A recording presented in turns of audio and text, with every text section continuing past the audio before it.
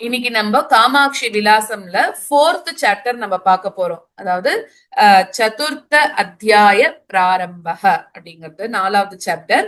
இதுவும் பெருமாள் பத்தி தான், வரதராஜ பெருமாளை பத்தி தான் அவரோடது. அப்புறம் பிரம்மா எப்படி யாகம் பண்ணார், அதுக்கப்புறம் சரஸ்வதி எதனால நதியா வந்தா, அதெல்லாம் நம்ம பார்க்க போறோம்.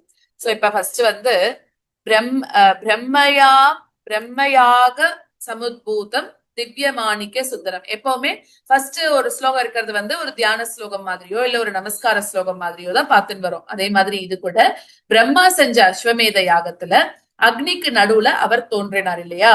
அப்ப எப்படி எல்லாம் அவர் இருந்தார் அப்படின்னா, திவ்ய மாணிக்க சுந்தரம், நல்ல அழகான மாணிக்கம் எல்லாம் போட்டுண்டு ரொம்ப அழகா இருந்தாராம் அந்த பெருமாள். அப்படி சிருஷ்டிகர்த்தாவா இருக்கக்கூடிய அந்த வரதராஜ சுவாமிக்கு நமஸ்காரம் அப்படின்னு சொல்றான். அடுத்தது செகண்ட் ஸ்லோகத்துல இதெல்லாம் சொல்லிட்டு இதிஸ்துத்வா நமஸ்கிருத்திய, இப்படி அந்த பெருமாளுக்கு நமஸ்காரம் பண்ணிட்டு அவர் வரதராஜ பெருமாளை பத்தி யாருக்கு சொல்ல ஆரம்பிக்கிறார்? ராஜானாம் சுரதம் திருஷ்டுவா வச்சனம் செய்தம் அப்ரவீத். இப்படி அந்த பெருமாளுக்கு நமஸ்காரம் பண்ணிட்டு அவருக்கு சொல்ல ஆரம்பிக்கிறார். சுரத மகாராஜாக்கு சொல்ல ஆரம்பிக்கிறார். யார் சொல்ல ஆரம்பிக்கிறா? மார்க்கண்டேய உவாச்ச, மார்க்கண்டேயர் சொல்றார். என்ன சொல்றாருன்னா, அத தத்ர நிருபஸ்ரேஷ்ட ஹரிக்ஷேத்திர தராதலே, அதாவது ஹரிக்ஷேத்திரம் அப்படின்னு சொல்லக்கூடிய ஒரு பூமண்டலத்துல ஹஸ்தி சைலத்துல வரதராஜ சுவாமி அங்க இருக்கார். அவ்வளவு அழகா இருக்காராம். தஸ்ய வாரண சைலசிய, அதாவது யானை மாதிரி இருக்கக்கூடிய மலையில அந்த வாரண சைலத்துல ஹஸ்தி சைலத்துல ஸ்ருங்கே தேவாதிராஜக, தேவாதிராஜனா இருக்கக்கூடிய பெருமாள் ஸ்ருங்கே அவ்வளவு அழகா அங்க இருக்காராம். அடுத்ததாக அவர் என்னெல்லாம் வச்சுருக்கார்? வர்த்ததே வரதஸ்தத்ர ஜெகன்மோகன விக்கிரக, அவர் கையில என்னெல்லாம் வச்சிருக்காரா தெரியுமா? சங்க சக்கர கதாபீதிகி, சங்கம் சக்கரம் கதை அபயஹஸ்தம் இதெல்லாம் வச்சுருக்கார். அதுக்கப்புறம் எப்படி இருக்காருன்னா, ஜெகன்மோகன விக்கிரக, இந்த ஜெகத்தையே தன் பக்கம் ஈர்க்கக்கூடிய அழகோட அவ்வளவு அழகான விக்கிரகத்துல அவர் அங்க இருக்காராம். அடுத்தது சர்வபூஷா, எல்லா விதமான ஆபரணங்களையும் அவர் போட்டுருக்கார், சர்வபூஷணத்தையும் அவர் போட்டுருக்கார். நீலமாணிக்க சுந்தரக, அழகான ஒரு நீல மாணிக்கம் மாதிரி அவ்வளவு அழகா இருக்காராம். திவ்ய பத்மதலோத்பாசி நயனத்வய சோபிதக, பத்மதலம் மாதிரி 2 அழகான நயனங்கள், 2 அழகான தாமரை இலை மாதிரி அவ்வளவு அழகான கண்களோட பெருமாள் இருக்காராம். அடுத்தது ஸ்ரீவத்ச ஸ்ரீதர ஸ்ரீமான் அப்படின்னா, பெருமாளுக்கே இருக்கக்கூடிய ஸ்ரீவத்சம்னு சொல்லக்கூடிய மருவோடையும், அதே மாதிரி ஸ்ரீமான் அப்படிங்கும் போது ஸ்ரீயப்பதியாக அந்த தாயாரோடவே எப்பவும் இருந்துட்டு இருக்கார். அடுத்தது ஸ்ருங்கார ரச சேவதிகி, ஸ்ருங்கார ரசத்துக்கு ஒரு பெட்டகமாக, ஒரு ட்ரெஷரே இவர் தான் அப்படிங்கிற மாதிரி இருக்காராம். அடுத்தது சச்சாமர ரமாபூபியாம் சவ்யதக்ஷிண யோர்யுதக, 2 பக்கமும் அவருக்கு யார் இருக்கா? சச்சாமர ரமா, ரமானா லக்ஷ்மி, லக்ஷ்மியும், அதே மாதிரி இந்த பக்கம் யார் இருக்கான்னா பூபியாம், பூமாதேவி இருக்காளாம். இந்த பக்கம் ஒரு லக்ஷ்மியும் இந்த பக்கம் பூமாதேவியும் இருந்துட்டு இருக்கா. 2 பேரும் இவருக்கு சச்சாமர அழகான சாமரத்தை வீசின்னு இருக்கா. பத்மநாபோ ரத்னகர்பக, அவர் ரத்னகர்பர். பத்மநாபோ, நாபியில பத்மன், அதாவது பிரம்மாவை வச்சிருந்தவர். கிரீட்டம் போட்டுருக்கார், குண்டலங்கள் போட்டுருக்கார். புண்ணியகோட்டியாம் நிவாசேன, அந்த காஞ்சிபுரத்துக்கு புண்ணியகோட்டின்னு ஒரு பேர் இருக்கு இல்லையா? அந்த புண்ணியகோட்டின்ற ஊர்ல வசிக்கிறதுனாலேயே புண்ணியகோட்டி பதான்விதக, இவருக்கும் புண்ணியகோட்டின்னு ஒரு பேர் வந்துடுத்து. அபீஷ்ட வரதோ விஷ்ணுகு, அவர் என்ன பண்றார்? எல்லா வரத்தையும், அபீஷ்டமான இருக்கக்கூடிய வரம் எல்லாத்தையும் கேட்டவாளுக்கு கொடுக்கக்கூடியவர். அதனாலதான் அவருக்கு பேரே வரதர், வரம் கொடுக்கக்கூடியவர்ங்கிறதுனால வரதர். புறா பத்மாசனாயச்ச, முன்னாடி அவர் தான் பிரம்மாக்கும் கேட்ட வரங்கள் எல்லாத்தையும் கொடுத்தாராம். சிருஷ்டி தண்ட பிரதாதாச்ச அப்படின்னாக்க என்ன வரம் கொடுத்தாருன்னா, ஏன்னா பிரம்மாவை சிருஷ்டிகர்த்தாவா ஆக்கினார் இல்லையா? அப்ப அவருக்கு சிருஷ்டி பண்றதுக்காக சிருஷ்டி தண்டத்தை கொடுத்தாராம். அந்த தண்டத்தை வச்சுதான் அவர் சிருஷ்டி தொழில பண்ணிட்டு இருக்காராம். விஸ்வசர்ஜன ஹேதவக, அதாவது இந்த விஸ்வத்தை சிருஷ்டி பண்ணணும் அப்படிங்கிறதுக்காக அவர் அந்த சிருஷ்டி தண்டத்தை அவருக்கு கொடுத்தார் அப்படின்றார். ததகம் சம்பிரவக்ஷ்யாமி புராவிருத்தம் சரித்திரகம் தஸ்ய ஸ்ரவண மாத்திரேன சர்வ பாபை பிரமுச்சியதே. அந்த கதைய, அந்த பிரம்மாக்கு எப்படி அந்த தண்டம் வந்தது, அது அப்புறம் எப்படி விஷ்ணு தண்டமா மாறித்து, அது யாரோட ரூபத்துல முதல்ல இருந்தது, சோ இந்த கதையெல்லாம் உனக்கு நான் சொல்றேன் கேளு. அந்த கதையை நீ கேட்கிற நிமிஷத்திலேயே என்ன ஆயிடும்? சர்வ பாபமும் உன்னை விட்டு ஓடி போயிடும், முக்தி கிடைக்கும். புரா ஸ்ரீ பாரதி தேவியோ ஸ்வஸ்வோத்கர்ஷ விவாதத்தக. முன்னாடி நம்ம படிச்சோம் இல்லையா ஒரு கதை, இத்யுக்த மாத்ராத் சாவாணி தத்வா சாபம் சசீபதேகே. போன சாப்டர்லயே நம்ம படிச்சோமே, சரஸ்வதி லக்ஷ்மிக்கும் ரெண்டு பேருக்கும் யார் பெரியவா அப்படின்னு ஒரு டவுட் வந்துடுது. அதனால அவ என்ன பண்றா, தேவேந்திரன் கிட்ட போறா. அப்ப தேவேந்திரன் என்ன சொல்லிடுறா, தியக்த தேவேந்திரஸ்ய வச்சஸ்தத்ர பரிகிரஹ ஹரிப்பிரியாம். ஹரிப்பிரியாம்னா மகாலட்சுமி, மகாலட்சுமி தான் வசந்தவ அப்படின்னு தேவேந்திரன் சொல்லிடுறான். கத்வா பத்மாசனம் பஷ்சாத் பப்ரச்சோத்கர்ஷதாம் ஸ்வயோகோ. பத்மாசனம் பஷ்சாத் அப்படின்னாக்க இப்ப அவர் என்ன பண்ணிடுறாரு, அங்கேருந்து கிளம்பி அதுக்கு முன்னாடி அவ என்ன பண்ணிடுறா, சாபம் கொடுத்துடுறா இல்லையா, சரஸ்வதி நீ என்ன சொல்லாம லட்சுமி சொல்ற, நீ யானையா போன்னு சாபம் கொடுத்துட்டு அதுக்கப்புறமா அவ கிளம்பி எங்க போறான்னா பிரம்மா கிட்ட போறா.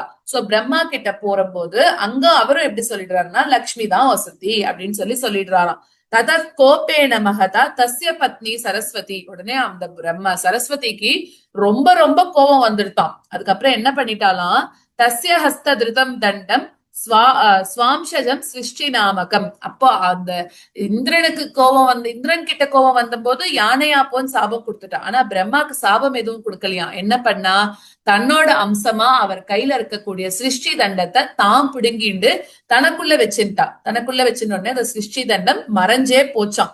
அடுத்ததாக ததோ பிரம்மா ஜெகத்தாத்தா சிருஷ்டி தண்ட விவர்ஜிதக. இப்ப பிரம்மாக்கு சிருஷ்டி எப்படி பண்ணணும்னே தெரியல. அந்த சிருஷ்டி தண்டம் இல்லாததுனால அவருக்கு எப்படி சிருஷ்டி பண்றதுன்னு தெரியலையாம். அக்ஞோ பூத்வா சிருஷ்டி கர்மணி அசிருஷ்டே சர்வ யோனிஷு. எந்த யோனியிலிருந்தும் எந்த குழந்தைகளும் பிறக்கவே இல்லை அந்த சிருஷ்டி தண்டம் இல்லாததுனால. அனுத்பன்ன பிரஜான் லோகான் திருஷ்டுவா சிருஷ்டை புனர்விதிகி. அப்ப அவர் என்ன பண்றாருன்னா, இப்படி புனர்னா திருப்பியும் சிருஷ்டி இல்லாம ஆயிடுது இல்லையா.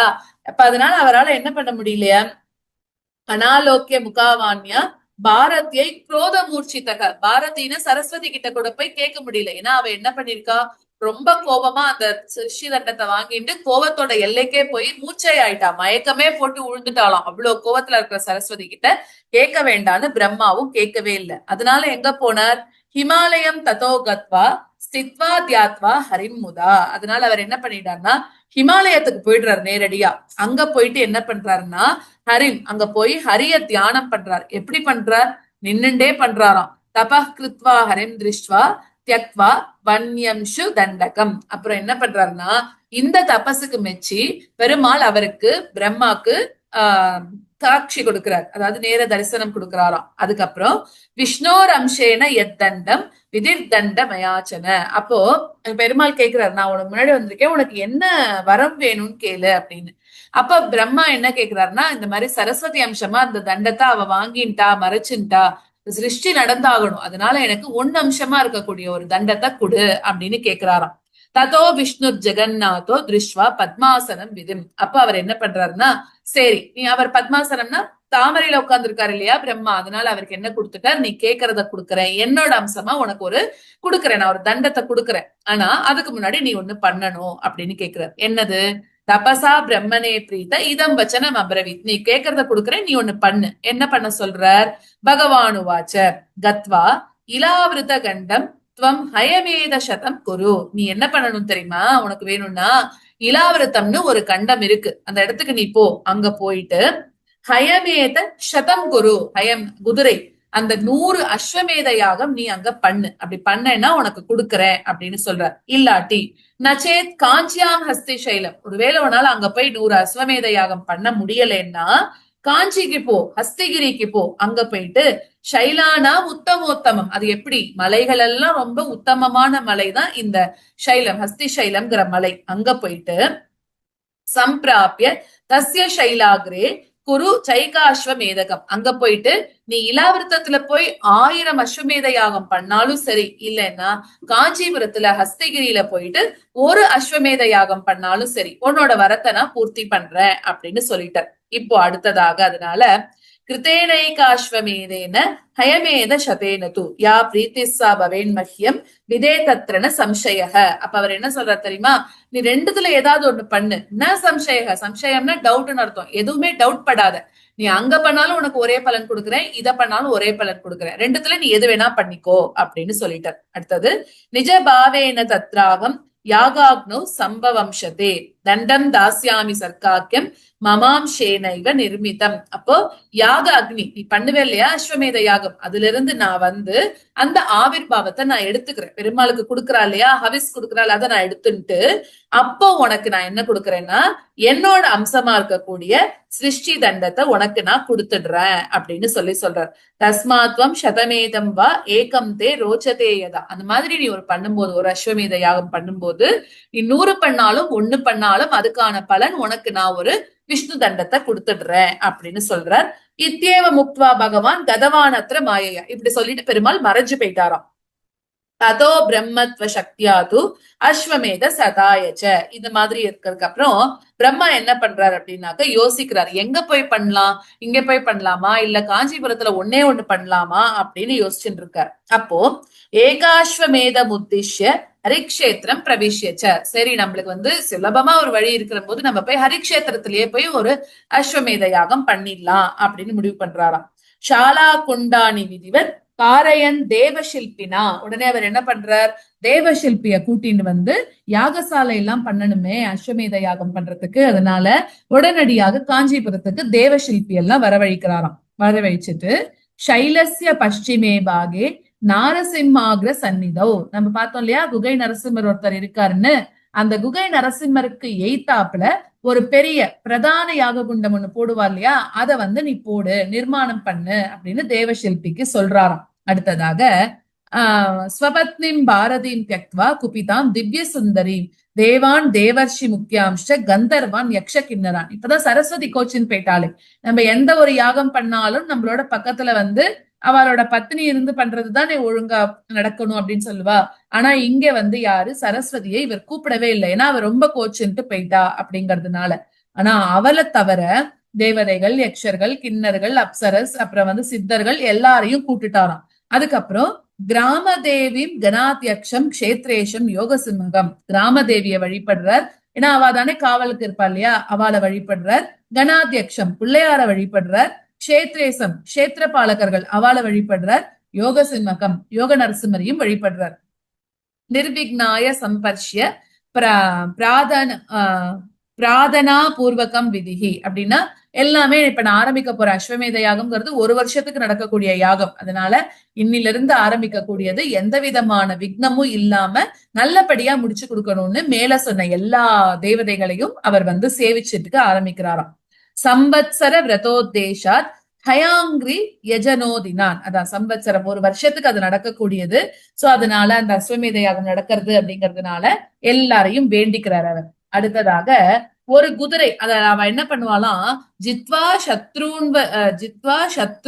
சத்ருணஸ்வமேத யக்ஷகந்தர்வ ராட்சசான். இவ என்ன பண்ணணுமா, அந்த ஒரு குதிரை இருக்கு இல்லையா, அந்த குதிரையை முதல்ல கொஞ்ச நாளைக்கு ஓட விட்டுறணுமா. அதை எல்லாரும் புடிச்சிட்டு அதுக்கப்புறம் பிரம்மா ஜெயிச்சதுக்கு அப்புறம் அந்த பிரம்மா அந்த குதிரை எடுத்துன்னு வந்து அஸ்வமேத யாகம் பண்ணுவாளாம். இப்படிதான் பண்ணிட்டு இருப்பாளாம்.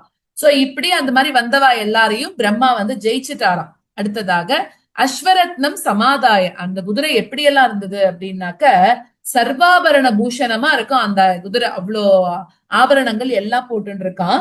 அதுக்கப்புறம் வந்து என்ன போட்டு இருக்கு அப்படின்னாக்க நிறைய ரத்தினங்களால் ஆன பட்டம் கட்டியிருக்கும் இல்லையா குதிரைக்கு, நிறைய ரத்தினங்களால் ஆன பட்டம் எல்லாம் கட்டியிருக்கான். நீல பிங்காம் சுகம் திவ்யம் பத்தார்ன ஸ்வர்ண பட்டகம். அந்த நல்ல ஸ்வர்ண பட்டகம் எல்லாம் கட்டிட்டு நன்னா இருக்கு.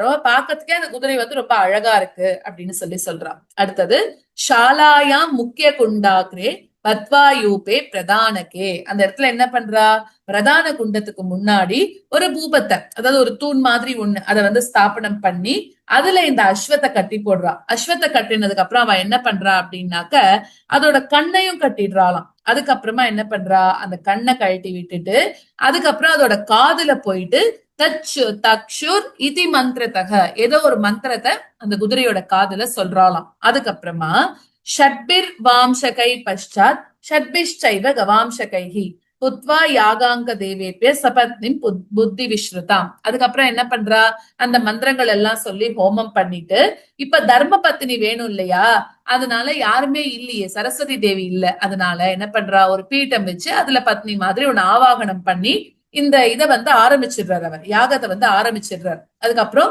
சுப்பிரமணிய சுவாமியை கூப்பிட்டுக்கிறார், வருணரை கூப்பிட்டுக்கிறார். அதுக்கப்புறம் பாத்தீங்கன்னா சஸ்திராய தர்மராஜம் அதாவது ரிக்வேத மந்திரம் எல்லாம் படிக்கிறதுக்கு தர்மராஜனை கூப்பிட்டுக்கிறார்.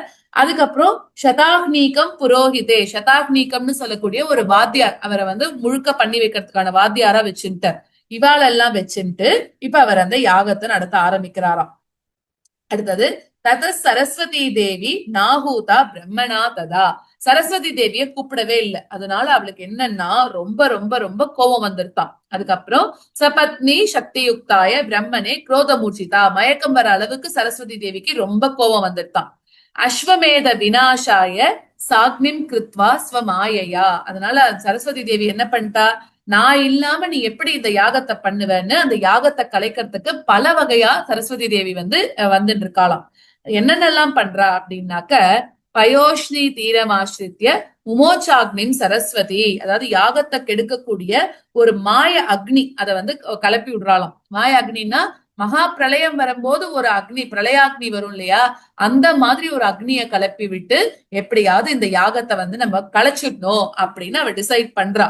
ஆனா இப்ப என்ன பண்றா, பிரம்மனே ததோ மாயானலே தத்ர பிரம்மையாக ஜிகாம்சையா காலாக்னி வத்ச மாயாதே ஹரிக்ஷேத்திர ரதாத்தலே. சோ அதே மாதிரி அது மாதிரி விடுறா இல்லையா, நிறைய ஹரிக்ஷேத்திரத்துக்குள்ள அந்த அக்னிய வந்து விடுறா.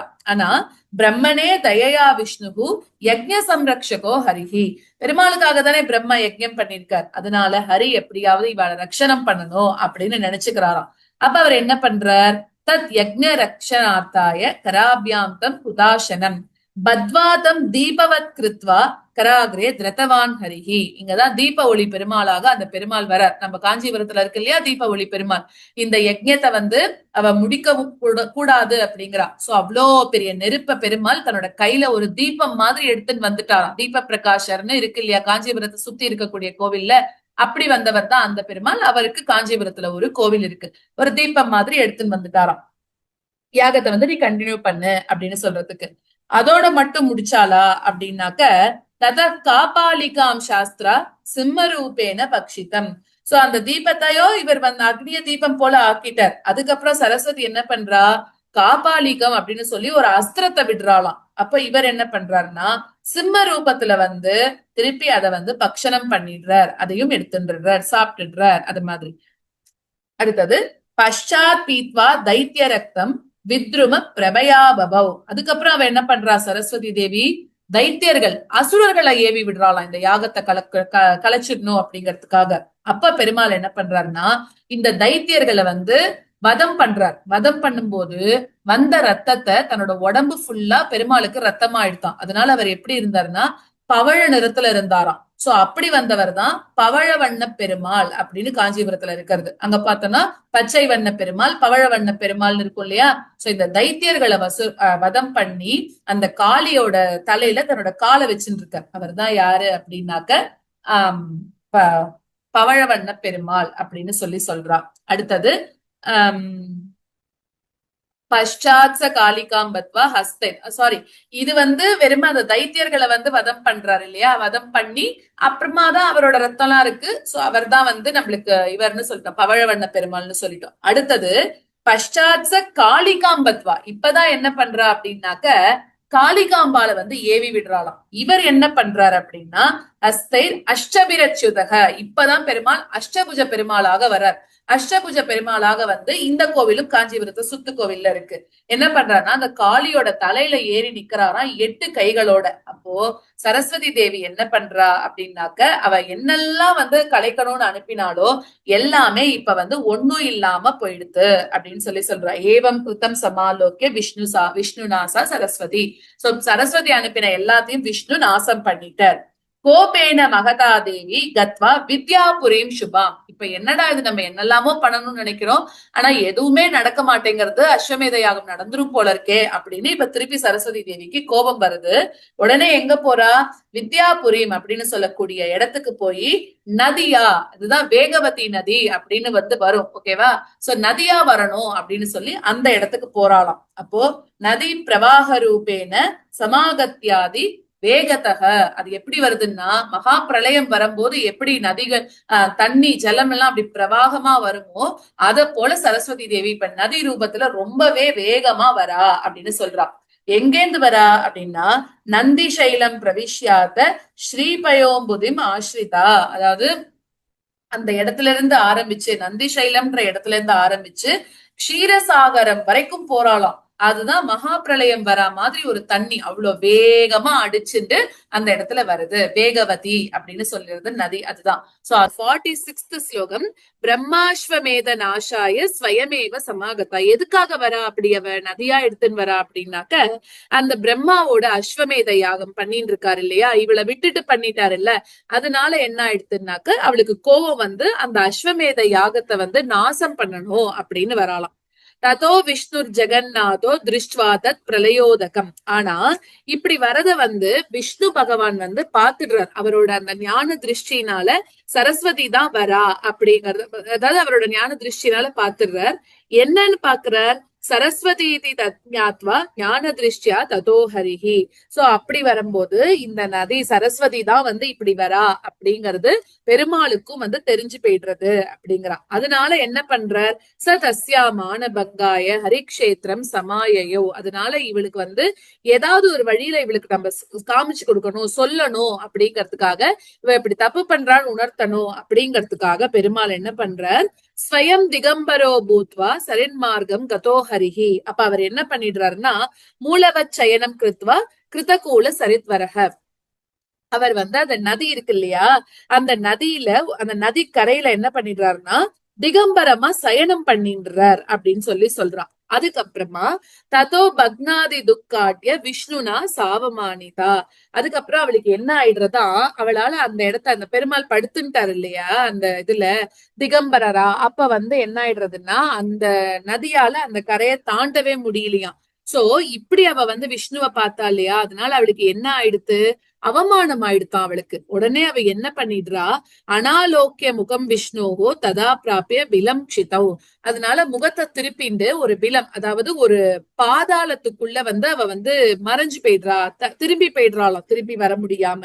ததோ பால ஷிகாயேது ரதே சாம்வத்சராந்திகே. அதுக்கப்புறம் இங்க வந்து இவ இப்படி போனதுக்கு போயிடுறா, இந்த சைட்ல வந்து ஆட்டோமேட்டிக்கா எல்லாம் நடந்துட்டு இருக்கு, யாகம் விரதம் எல்லாமே நடந்துட்டு இருக்கான்.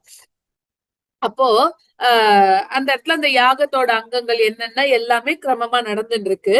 வபாமாதய சாக்ஷஸ்ய யவாம் சைஷ்ட கவாசங்கைஹி திருதப்ளாவியம் சுமை சாத்தம் சரும்ச பிரணிதா ஸ்பிருஷம். அப்படி எல்லாமே அந்த அதை பத்தி தான் சொல்றா, அந்த யாகத்துக்கு வேண்டியது எல்லாம் நடந்துட்டு இருக்கு அப்படின்னு சொல்றா. அதுக்கப்புறமா புரோக்ஷனி பூத தோயாட்யம், அப்ப வந்து புரோக்ஷனம் பண்ணணும் இல்லையா, அந்த ஜலத்தினால எல்லா இடத்தையும் புரோக்ஷனம் பண்றா, சுத்தப்படுத்துறா. அதுக்கப்புறம் ஸ்ருக்கு வச்சுட்டு இருக்கா, அதாவது அந்த மரத்தினால ஆன கரண்டி இருக்கும் இல்லையா, நெய் எல்லாம் எடுத்து சேர்க்கறதுக்கு, அந்த ஸ்ருக்குனால என்னென்ன பண்ணணுமோ அது எல்லாத்தையும் வந்து அந்த ஷ்ருக்குனால என்னென்ன பண்ணணுமோ அது எல்லாத்தையும் பண்ணிட்டு இருக்கா. அதுக்கப்புறம் வந்து ஆஷ்டாத்யாஞ்சலி வந்தேன என் மகேந்திரதி சாகதம். அதுக்கப்புறம் அந்த யாகத்தை முடிச்சுட்டு இவர் என்ன பண்றாரு இந்த பிரம்மா அப்படின்னாக்க தத்ர ஜோதி ஸ்வரூபாட்யம் கேசவம் கமலேக்ஷனம். அது முடிச்சதுக்கு அப்புறம் என்ன பண்றாருன்னா பெருமாளை தியானம் பண்ணிட்டு அவர் வந்து ஹோமம் முடிச்சோடனே பூர்ணாகிருதி பண்ணுவோம் இல்லையா, அந்த பூர்ணாகிருதியும் பெருமாளை கமலேக்ஷனம், அதாவது தாமரை மாதிரி கண்களோட இருக்கக்கூடிய அந்த பெருமாளை மனசுல நினைச்சிருந்து பூர்ணாகிருதிய ஆரம்பிக்கிறார். தியாத்வா பிதாமகஸ்தத்ரா அகரோத் பூர்ணாகுதிம் விதிகி. பூர்ணாகுதி பண்றார். ததஸ்தஸ்மின்ஸ்து சமயே கல்பே ஸ்வேதவராகே. அப்போ ஹரி வந்து ஆவிர்பாகம் ஆகிறாராம் அந்த பூர்ணாகிருதியில.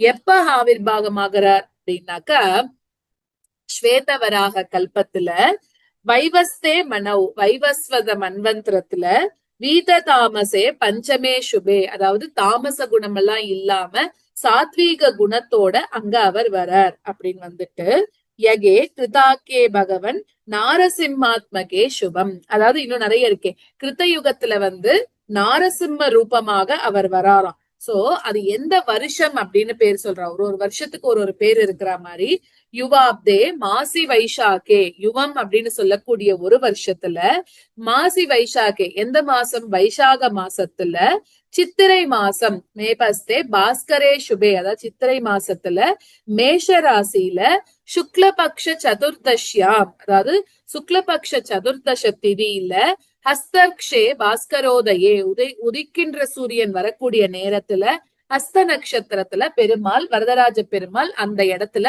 ஆவிர்பாவம் ஆகிறார். தஸ்மின் யாகானலே விஷ்ணுகு பிரசன்ன கமலாபதிஹி, எப்படி வரார்? யாக அனல்ல இருந்து, அந்த நெருப்புல இருந்து பெருமாள் வரார். காஞ்சிபுரத்துல இருக்கக்கூடிய பெருமாள் நல்ல பிரசன்னமான முகத்தோட கமலாபதிஹி, லக்ஷ்மியோட பெருமாள், லக்ஷ்மியோட கணவனா இருக்கக்கூடிய அந்த பெருமாள் யாக அனல்ல இருந்து வராராம். விதேவ் பிரீத்திம் சமாஸ்ரித்ய ஸ்வாம்சகம் சிருஷ்டி நாமகம். சோ அங்கேந்து வந்தக்கூடிய அந்த பெருமாள் எதுக்காக யாகம் பண்ணார் இங்க பிரம்மா?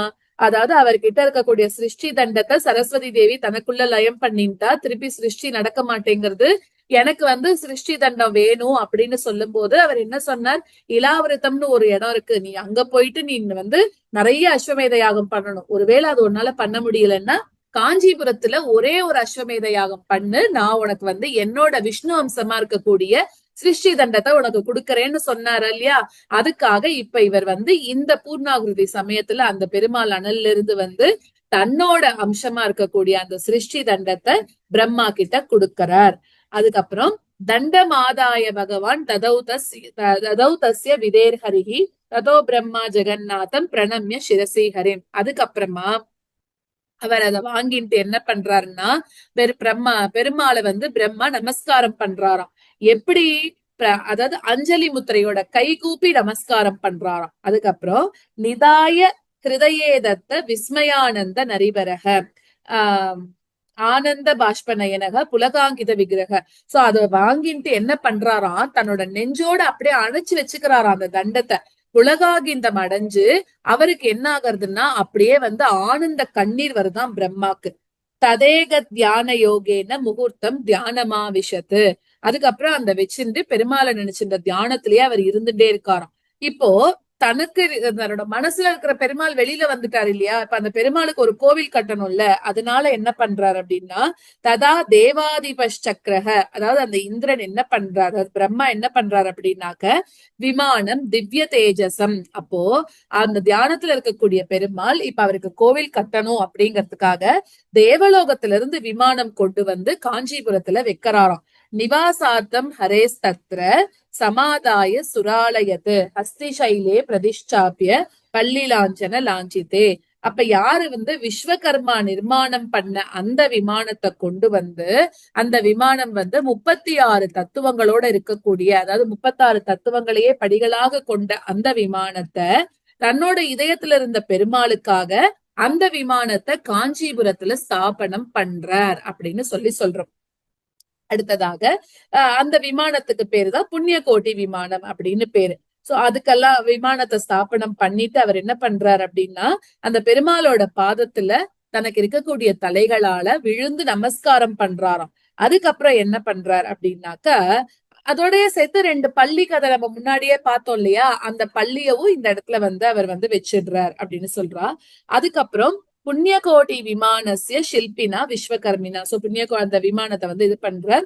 அதுக்கப்புறமா என்ன ஆகுறது அப்படின்னாக்கா நம்ம இதுக்கு வந்துட்டோம். இப்ப 66 ஸ்லோகம் பெருமாளோட பாதத்துல நமஸ்காரம் பண்றாரு. அதெல்லாம் முடிச்ச உடனே தஸ்ய தாபோப சாந்தியர்த்தம் கிருததார சகஸ்ரைக அப்படின்னா பெருமாள் நெருப்புல இருந்து வந்தார் இல்லையா? அந்த நெருப்புல இருந்து வந்ததுனால ரொம்ப இதுவா இருக்காராம், உஷ்ணமா இருக்காராம் பெருமாள். அதனால என்ன பண்றாருனாக்க கிருததாரம் அப்படின்னா நெய், அந்த நெய்யினால சகஸ்ரகம் 1000 தடவை அந்த பெருமாளுக்கு நாம திருமஞ்சனம் பண்றாராம். அதுக்கப்புறமா அப்புறம் பிரம்மாவா இவரை வர வச்சு எல்லாரையும் கூப்பிடுறாரு. அதுக்கப்புறம் இந்த மாதிரி பெருமாளை ஒரு வழியா இது பண்ணதுக்கு அப்புறம் ஸ்திதிம் த்விஜானாம் ஹிருதயே, அதுக்கப்புறமா பிராமணர்கள் எல்லாரையும் கூப்பிட்டு அவருக்கு என்னெல்லாம் கொடுக்கறாருன்னா ஷட் ரசான்னைஷ்ட பக்ஷைஷ்ட, அதாவது நிறைய அறுசுவை உணவெல்லாம் கொடுக்கறாராம். என்னென்ன கொடுக்கறாருன்னா பாயசம், பழம் இதெல்லாம் கொடுக்கிறார்.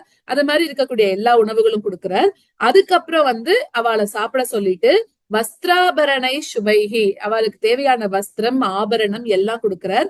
சுகந்தி புஷ்ப மாலாபிகி, அதாவது நல்ல வாசனையோடு இருக்கக்கூடிய பூக்கள் கொடுக்கிறார்.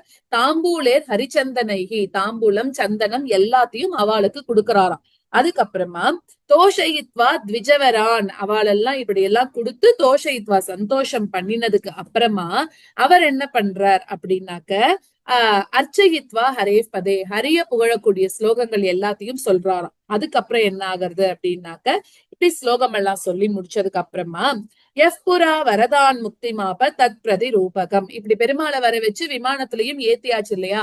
இப்ப அவருக்கு பண்ண வேண்டிய நம்ம உற்சவங்கள் எல்லாம் பண்ணணும் இல்லையா. அப்ப உற்சவம் பண்ணணும்னா நம்மளுக்கு என்ன வேணும், யானை வேணும்ல. அதனால என்ன பண்றான்னா ஷில்ப இருக்கா இல்லையா, விஸ்வகர்மா என்ன பண்றான்னா ஒரு கஜரத்னம் கொண்டு வந்து இந்த உற்சவத்துக்காக குடுக்கறான். இந்த உற்சவம்ல நல்லபடியா நடக்கணும் அப்படிங்கறதுக்காக. அதுக்கப்புறம் ததா சக்ரோ மௌக்திகம் சத்ரம் பிரம்மா பிதாமக, அதுக்கப்புறம் என்ன பண்றா, முத்துக்களால அலங்கரிக்கப்பட்ட ஒரு குடை அத இந்திரன் கொடுக்கறா. பிரம்மா கிரீட்டம் கொடுக்கறா அந்த பெருமாளுக்காக, ஒருத்தர் ஒன்னொன்னு கொடுக்கறா. சோ இப்படி அப்புறம் அங்க இருக்கக்கூடிய எல்லா தேவர்கள்லாம் இருக்கா இல்லையா, அவெல்லாம் என்ன பண்றா அப்படின்னாக்க தத்தோ பிரம்மாதயோ தேவ பக்தா பாகவதோத்தமா, அப்படி இருக்கும்போது அங்க இருக்கக்கூடிய எல்லா அங்க இருக்கக்கூடிய தேவர்கள்லாம் அவவா என்னென்ன கொடுக்கணுமோ எல்லாத்தையும் ஒன்னொன்னு கொடுத்து அந்த பெருமாளோட உற்சவத்தை நல்லபடியா நடத்தணும் அப்படின்னு முடிவு பண்றா. அதுக்கப்புறம் தத சாயந்தேன காலே பிரபா மகட பூஷிதம், அதுக்கப்புறம் சாயங்காலமா விமானத்துல அந்த பெருமாளை, அந்த விமானத்தை ஃபர்ஸ்ட் என்ன பண்றா, பெருமாளை உட்கார வச்சு அதுல யானையெல்லாம் வச்சு பெருமாளுக்கு புறப்பாடு கண்டருள்றா. அதுக்கப்புறம் சாயங்காலத்துல என்ன பண்றா, திருப்பி விமானத்துல ஏழை பண்ணிடுறாளாம் பெருமாள். அதுக்கப்புறம் என்ன பண்றா அப்படின்னா பெருமாள்கிட்ட நன்னா வேண்டிக்கிறா. என்ன வேண்டிக்கிறா அப்படின்னாக்க, நீங்க இனிமே காஞ்சியிலேயே வாசம் பண்ணணும் அப்படின்னு சொல்றா. காரயித்வா புனஸ்பீடே சமாரோபிய ஜனார்தனம், இந்த மாதிரி எல்லாம் அந்த பண்ண வேண்டிய காரியங்கள் எல்லாம் பண்ணி முடிச்சோடனே, உற்சவம் முடிச்சோடனே பெருமாளை விமானத்துல ஏல பண்ணிட்டு இனிமே நீங்க காஞ்சிபுரத்திலேயே இருக்கணும் அப்படின்னு வேண்டிக்கிறாளாம். அதுக்கு பெருமாள் பகவானுவாச்ச யதாகம் விரஜா தீரே மம வைகுண்ட பட்டனே, என்னோட வைகுண்ட பட்டணத்துல நான் விரஜா நதி தீரத்துல வாழ்ந்துட்டு இருக்கேன் இல்லையா. ஜெகத் வியாபன ஷீலத்வாத், நான் இந்த ஜெகத்தை அங்கேருந்துதான் எல்லாமே நிர்வாகம் பண்ணிட்டு இருக்கேன். அதே மாதிரி நான் என்ன பண்றேன் அப்படின்னாக்க, இந்த இடத்துல பிரசித்தோ நிவசாமியத்துல ததா காஞ்சிபுரோத்தமே, நீங்க எல்லாம் கேட்டுன்றதுனால அங்க எப்படி நான் பிரசித்தமா இருக்கேனோ இங்கேயும் நான் எல்லாருக்கும் அபீஷ்டமான வரதங்கள் வரம் எல்லாம் கொடுக்கணும் அப்படின்றதுக்காக வரதாபிதயா கியாத்தோ நிவசாமி நிரந்தரம், உங்க எல்லாருக்கும் வரம் கொடுக்கணுங்கிறதுனால வரதன் அப்படின்ற பேர்ல நான் இங்கேயே நிரந்தரமா நிவாசம் பண்றேன் அப்படின்னு சொல்லிட்டாராம். சர்வே பவந்தோ மத் பக்தாஸ் சதா மத் தர்ஷனே ரதா, அப்படி நான் இங்க இருக்கும்போது என்னோட பக்தர்களா இருக்கக்கூடிய நீங்க எல்லாரும் கூட என்ன பண்ணுங்கன்னா இந்த காஞ்சிபுரத்திலேயே நிரந்தரமா நீங்களும் வாசம் பண்ணுங்கோ அப்படின்னு பெருமாள் சொல்லிட்டார். அதுக்கப்புறமா சர்வாத்ரைவ திஷ்டந்து வைகுண்டாத் அதிபாவனே, இந்த காஞ்சிபுரம் எப்படிப்பட்டது தெரியுமா, வைகுண்டத்தை விட பாவனமானது, வைகுண்டத்தை விட ரொம்ப புனிதமானது அப்படின்னு சொல்ற. அதுக்கப்புறம் வர்ஷே வர்ஷே மேஷமாசி மம ஜென்மதினே சுபே, நான் இங்க இருக்கேன், நீங்க எல்லாம் என்ன பண்ணணும்னா இந்த நெருப்புல இருந்து பெருமாள் வந்தார் இல்லையா, எப்ப வந்தார் என்னன்னு படிச்சோமே, அந்தந்த தினத்துல வருஷா வருஷம் வரக்கூடிய சித்திரை மாசத்துல வரக்கூடிய நட்சத்திரத்துல நீங்க என்ன பண்ணணும், கிருததார சகசிராபி சேஷனம் மம பூஜனம், 1000 தடவை எனக்கு நெய்யால அபிஷேகம் பண்ணுங்கோ, 1000 தாரைகளை வச்சு நெய்யால எனக்கு அபிஷேகம் பண்ணணும் அப்படின்னு சொல்றார். உற்சவம் பிரகிருத அப்படின்னாக்க எனக்கு நிறைய உற்சவங்கள் பண்ணுங்கோ. அதுக்கப்புறம் விப்ரபோஜன பூர்வகம், நிறைய பிராமணாளுக்கு சாப்பாடு போடுங்க என்னோட நட்சத்திரத்தன்னைக்கு அப்படின்லாம் சொல்றார். சொல்லிட்டு இத்யுக்த்வா பகவான் சேவியோ நிவாசம் அக்ரோத்ததா, அதாவது அகரோத்ததா, இப்படி எல்லாம் அவளுக்கு சொல்லிட்டதுக்கு அப்புறம் பெருமாள் என்ன பண்றார், அங்கேயே காஞ்சிபுரத்திலேயே இருந்துடுறாராம். அதுக்கப்புறமா என்ன பண்றார், ததோ பிரம்மா ஜெகத்தாத்தா நத்வா ஸ்துத்வா ஜனார்தனம், உடனே பிரம்மா ஒரு வரம் கொடுக்கிறார் விஷ்ணு பக்தர்களுக்கெல்லாம். என்ன கொடுக்கிறார் அப்படின்னாக்க, பிரீத்திமாஸ்ரித்ய பக்தேபியக தேபியோ பிரம்மா வரம் ததா, ஒரு வரம் கொடுக்கிறார். என்னன்னா ஹரி ஜென்மதினே காஞ்சியம் கிருததாரா சகசிர கைகி வரதம் ஏ விஷிஞ்சந்தி தேலபேயுர் மகத்பலம். பெருமாளோட ஜென்ம தினத்துல காஞ்சிபுரத்துல யாரு ஒருத்தர் நெய்யால அபிஷேகம் பெருமாளுக்கு பண்றாளோ அவளுக்கு நிறைய பலன் கிடைக்கும் அப்படின்னு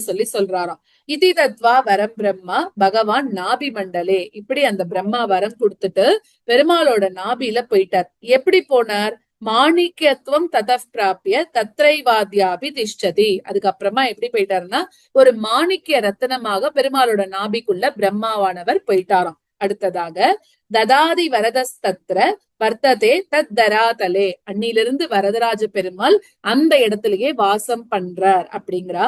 புராஹி தர்ஷனாத் விஷ்ணோவோ பகவோ மோக்ஷகாங்ஷினக. இந்த மாதிரி இங்க இருக்கக்கூடிய பெருமாளை யார் தரிசனம் பண்றாளோ அவளுக்கு மோட்சம் கிடைக்கும். அந்த மாதிரி நிறைய பேருக்கு மோட்சம் கிடைச்சிருக்கு அப்படின்னு சொல்லிட்டு ஒரு கதையும் சொல்ல ஆரம்பிக்கிறார். அனுகிரகேன பூர்ணேன மதாஸ்தே வைஷ்ணவம் பதம். சோ இப்படி பண்ணவாளுக்கு வைஷ்ணவ பதம், அதாவது பரமபதம் கிடைச்சிரும் அப்படின்னு சொல்றார். அப்போ ஒரு கதை சொல்றார். தேஷு கஷ்டித் புரா விப்ரோ யமுனா தீர சம்ஸ்திதக. இப்படி ஒரு பிராமணன் யமுனா தீரத்துல வசிச்சுன்னு வந்தானாம். அப்போ அவன் பேர் என்னது அப்படின்னா, அவன் யாரு, அவனோட விஷயம் எல்லாம் சொல்றா. பாதராயண கோத்ரோத்தோ யஜுர்வேதி த்விஜோத்தம. அவன் வந்து பாதராயண கோத்திரத்துல வந்தவன், யஜுர்வேதம் அத்தியனம் பண்ணக்கூடியவன்.